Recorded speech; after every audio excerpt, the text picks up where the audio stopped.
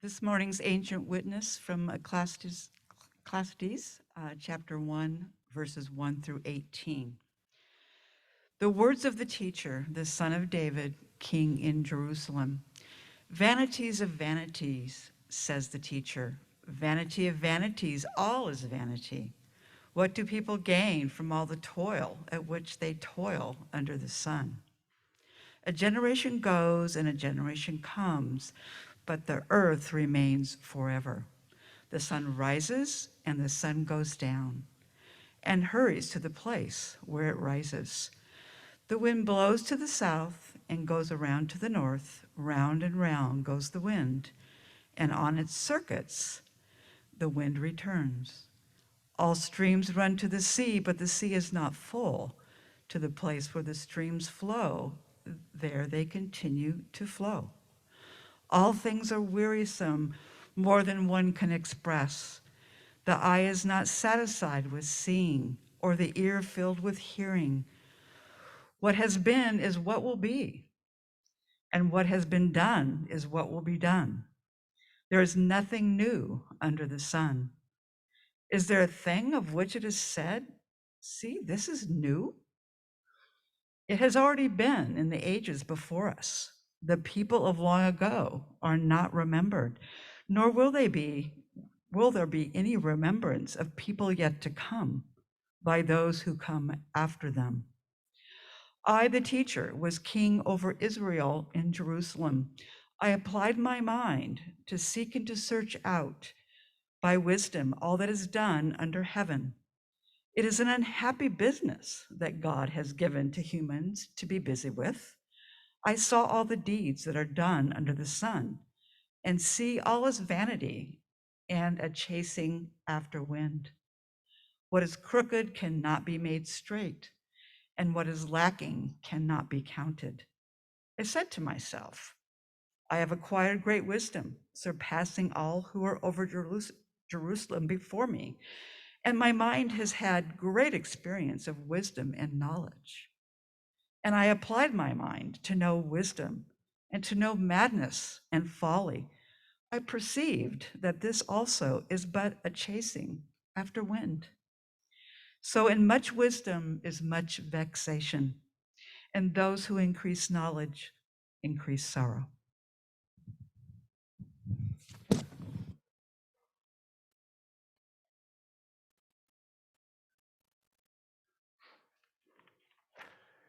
And so we pray that through these readings, through our singing, our silence, our time together, that the still small voice of God may speak to our hearts. And so, today I want to begin a series of sermons on the book of Ecclesiastes. And Ecclesiastes, or its Hebrew counterpart, Koleth, is often translated as preacher or teacher, but it literally means one who gathers, who calls people together. Ecclesia is the Greek word that we get from the English word church, which simply means the gathering of people. And so the writing of this book has often been attributed to Solomon, but scholars almost unanimously think that this was not the case. So the real author is unknown to us. We don't know who did it. But the basic thrust of the whole book, I think, can be found in the familiar second verse, vanity of vanities, all is vanity. Now, another translation of this is life is useless, all useless. Other translations read all is vapor, all is breath, all is futility. All of our work and all of our striving just vanishes into the air like a mist. Ecclesiastes, probably writing late in his life, is writing about his search for meaning in life. What is it all worth? He seems to be asking. You work and you toil to make a difference, but nothing lasts. It's like a vapor. It's like chasing after the wind. Now, if you detect a strong sense of cynicism here, you're right. Ecclesiastes has tried everything that society holds valuable and precious and has found each one of them to be lacking. Each one has been a dead end. None has led to true fulfillment. A Hasidic story tells of a man who went out for a walk in the forest and he gets lost. And he wanders around for hours trying to find his way back to town and trying one path after another, but none of them leads him out. Then abruptly he comes across another hiker walking to the forest and he cries out, "Thank God, another human being. Can you show me the way back to town?" The other man replied, "No, I'm lost too. But we can help each other in this way. We can tell each other which paths we have already tried and we have been disappointed in, and that will help us find the one that will lead us out." And this is a little bit like the story of Ecclesiastes. Meeting him is a lot like meeting that other hiker in the woods. In his effort to find real meaning in life, he has tried all of these different paths which led him to disappointment and frustration and to bitterness. Yet hearing the paths that he has already tried can help us in our own search for that path which can carry us to completeness and wholeness. We are all travelers on that path, I think. In the book of Acts, it says that God made all people that they would seek after God in the hope that they may feel after or they may grope for God, who is not far from each one of us. We are fellow seekers, fellow feelers after God, simply by being human beings. It's what we do. I've met many people who have echoed the same words of Ecclesiastes. You might say something like, I've given up on politics, Steve. The system is too corrupt. We try to get some things accomplished for the good of society, and it's like 2 steps forward and 3 steps back. Or, I've given up on the church. Every time I start to feel good about being part of it, I'm disappointed by a minister or a priest or another member. Or, I don't understand it. The harder I work, the more miserable I am. My family's falling apart, my health is failing, and on and on.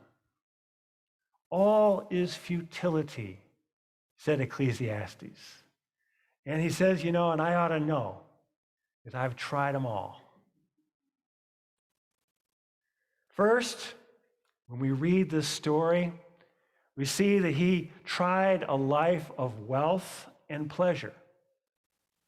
In chapter 2, he wrote, "I made great works. I built houses and I planted vineyards for myself. I made myself gardens and parks, and I planted in them all manner of fruit trees. I had male and female servants. I have great herds and flocks, more than anyone else before me. I gathered for myself silver and gold, the treasures of kings and provinces." He seems to be having everything his way. What more could he ever want? Yet for some reason, he continues to feel that there is still something missing in his life. There is a dead end to looking out for number one. Big houses, new cars, vacation homes, traveling the world. To have the ultimate goal in life as winning often means that we must view everything else as a competition or a threat. And we are set at odds with others and separated from other people. Ecclesiastes saw this and called this futility. Harold Kushner said, "You don't become happy by pursuing happiness. You become happy by living a life that means something." The happiest people you know are probably not the richest or most famous, probably not the ones who work the hardest at being happy by reading the articles and buying books and latching on to the latest fads, he says. I suspect that the happiest people you know are the ones who work at being kind, hopeful, and reliable, and happiness sneaks into their lives while they are busy doing those things.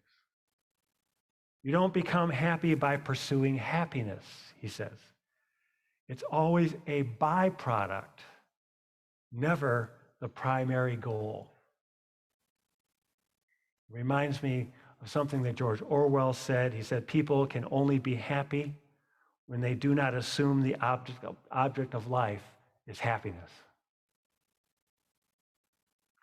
So after he found emptiness in this life of acquisition, in this life of pleasure, he turns to wisdom. So I turned to consider wisdom and madness and folly. Then I saw that wisdom excels folly as light excels darkness. The wise have eyes in their head, but the fools walk in darkness, he said.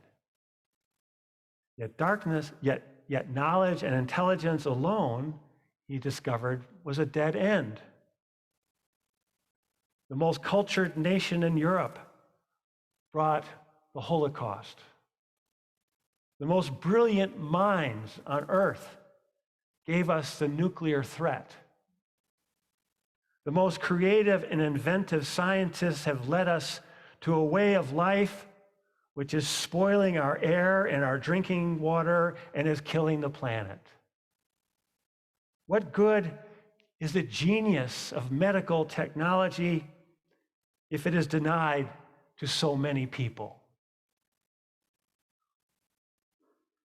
Or if it is attained, it is unaffordable, causing bankruptcy and destitution for so many others.